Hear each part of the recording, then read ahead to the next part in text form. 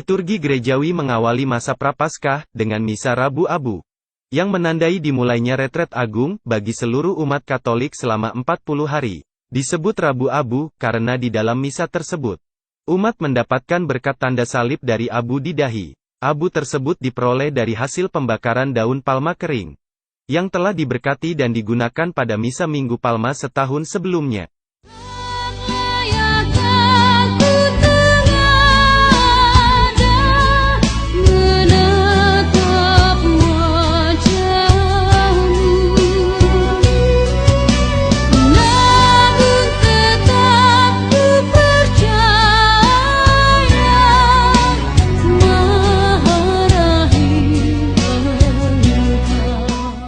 Kitab suci mengisahkan abu sebagai tanda pertobatan, dan juga menjadi tanda kesedihan dan penyesalan.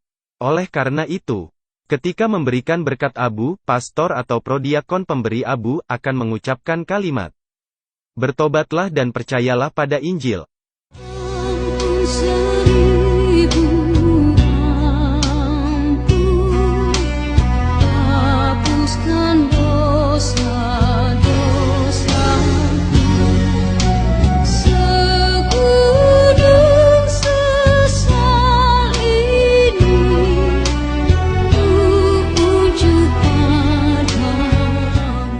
Penggunaan abu dalam liturgi berasal dari zaman Perjanjian Lama.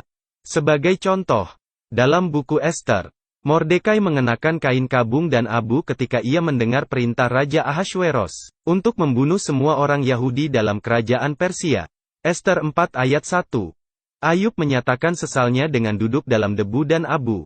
Ayub 42 ayat 6.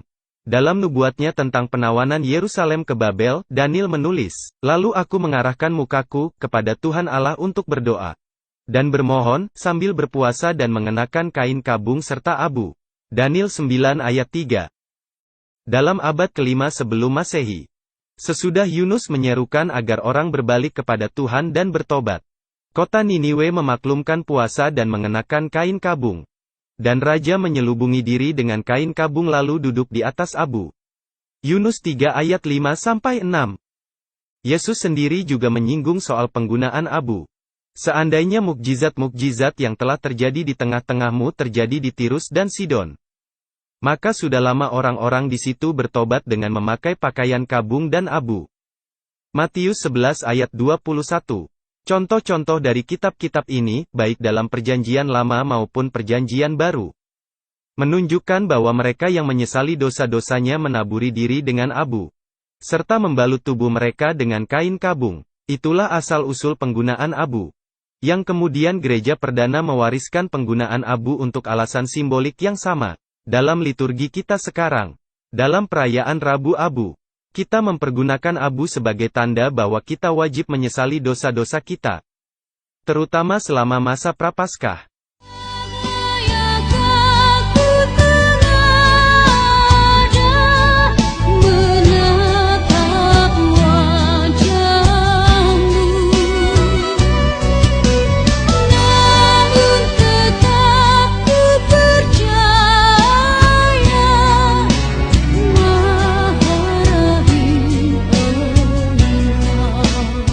Karena sudah masuk ke dalam liturgi gereja, ada bahaya orang terpaku pada ritualnya dan kurang memaknai penghayatannya dalam kehidupan. Maka Katekismus Gereja Katolik mengingatkan sabda Yesus agar kita jangan terjebak hanya pada ritual, melainkan memberikan makna dalam tindakan nyata.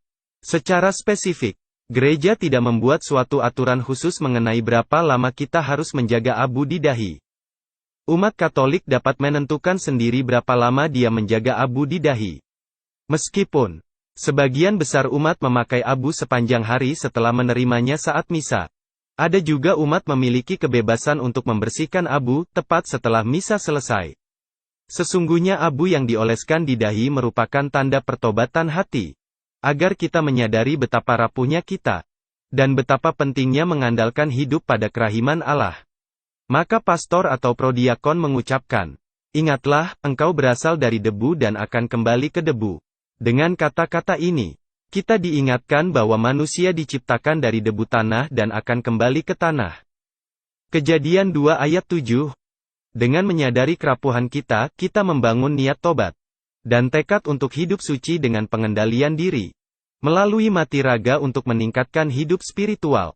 Gereja mengajarkan untuk mewujudkan mati raga dengan berdoa, berpuasa, perpantang, berderma, melakukan lebih banyak karya kasih dan menerima sakramen tobat. Jadi, berkat abu tidak dimaksudkan sebagai jimat yang mempunyai daya magis. Juga bukan sekedar ritual tanpa makna. Berpuasa dan berpantang mempersatukan sedikit pengorbanan kita dengan pengorbanan Yesus Kristus di kayu salib. Sebagai sili dosa kita dan demi mendoakan keselamatan dunia. Itulah salib yang harus kita pikul sehari-hari seturut teladan dan perintah Yesus. Setiap orang yang mau mengikut aku, ia harus menyangkal dirinya, memikul salibnya setiap hari dan mengikut aku. Lukas 9 ayat 23. Barang siapa tidak memikul salibnya dan mengikut aku, ia tidak dapat menjadi muridku. Lukas 14 ayat 27. Mari kita mulai merenungkan makna dari abu itu sendiri. Dan mengawali masa Prapaskah dengan hati yang penuh penyesalan akan dosa-dosa.